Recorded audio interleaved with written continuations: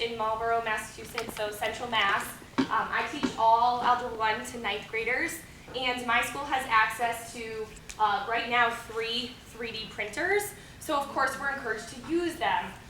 One benefit that I do want to share is that all of my students take a half-year engineering course, so they are starting to learn a 3D program. And because I was sick of my students knowing more than I did about these things, I decided to take a course to learn a little bit about how to use this software called Creo. However, Google SketchUp is another awesome program that's pretty easy to learn.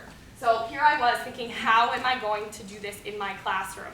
So what I did was I thought about the projects that I do this year, and the first one that really captured my mind that I could do this with was my graphic art project. And I know that many of you also do a similar project. So I decided this year I was going to group the students. So they were in groups of 3 to 4, and I asked them to pick a scene.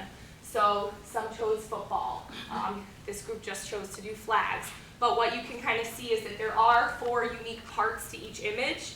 And within each student's image, they had to use at least 10 equations or inequalities, and they had to use the functions that we had studied so far in that year.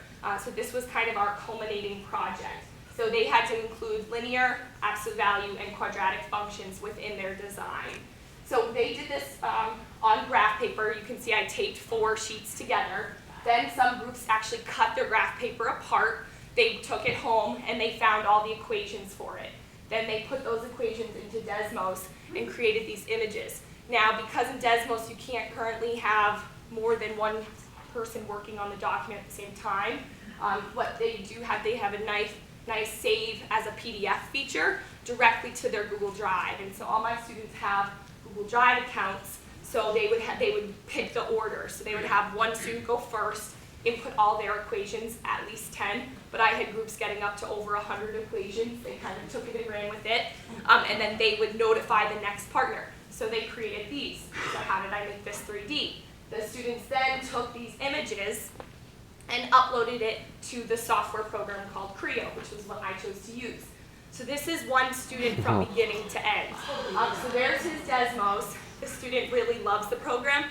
So because it was math class, I didn't want to freak them out or say they had to do all these things. So basically my requirement was they started with just a basic rectangle in the 3D print program. They uploaded their image, and the phrase in this program is called extruding it. So they traced around it, and I modeled it with them in class, and then they extruded the lines, and then they could have fun with it, if they so choose. This student loved it. So he created his robot, and then as you can see on the far right, that was his 3D printed image. Here's a simpler one, a cat, and then a ship. So then we did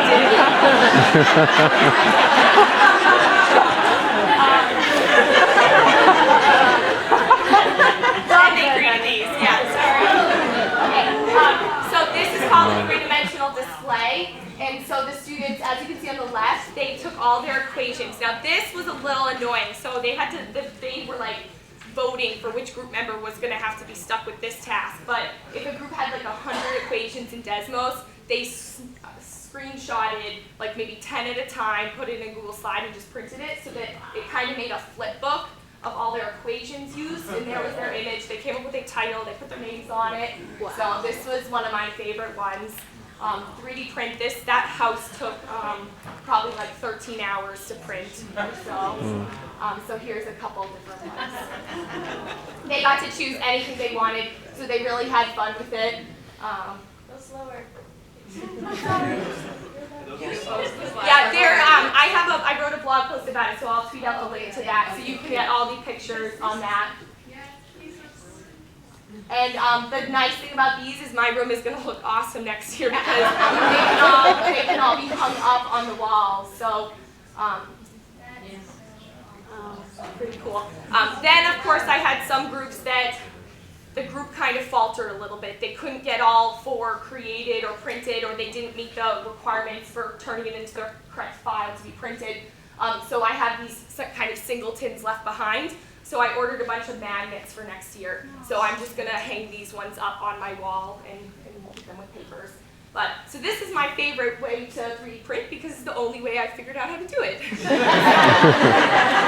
If anyone else is 3D printing printing, I only teach Algebra 1. I have all these ideas for geometry that if I taught geometry, I could use it for that. But I'm really interested in Algebra 1 ones. But if you're interested in 3D printing, I know John Stevens is doing a lot with it. And so we'd love to chat with you about different ways that you can do it.